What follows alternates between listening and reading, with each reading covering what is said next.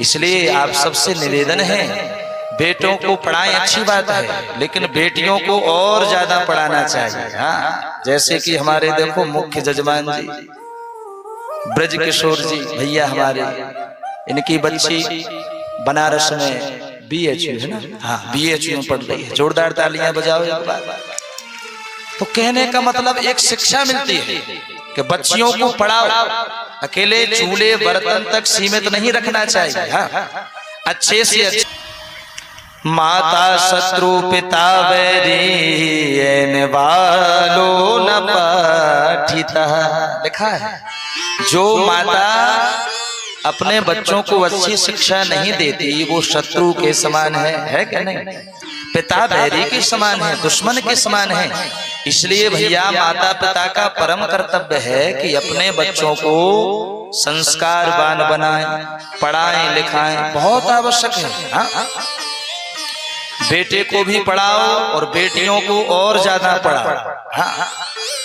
आजकल हम लोगों ने सोच बना ली है, बोले आगे चल के शादी ही तो करनी है, भोजन ही तो बनाना है, तो पढ़ाने लिखाने की क्या आवश्यकता है। तो कहने का मतलब ये है कि बेटियों को अकेले चूल्हे तक सीमित मत रखो। हाँ, उनको शिक्षित बनाओ, पढ़ाओ लिखाओ, क्योंकि बच्चों की सबसे बड़ी यदि कोई गुरु होती है तो माँ। अब मान के चलो पिताजी तो कमाने धमाने चले गए भाई, अब जो बच्ची है या बालक है सबसे ज्यादा माँ के पास ही तो रहेगा। अब जब माँ ही पढ़ी लिखी नहीं होगी, अनपढ़ होगी, तो वो अपने बच्चों को क्या पढ़ाएगी बताइए। वही बेटी आगे चल के उसका विवाह होता है तो एक पति की पत्नी भी बनती है, समय आने पर बालक भी होता है तो माँ भी बन जाती है।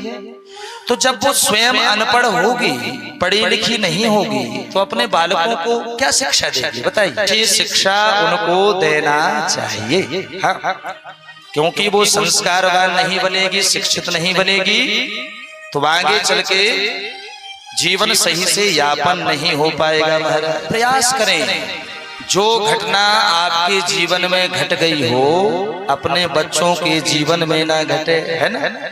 आपका समय कट गया, लेकिन आगे चल के समय कैसा आ रहा है तो समय के हिसाब से चलना भी जरूरी है।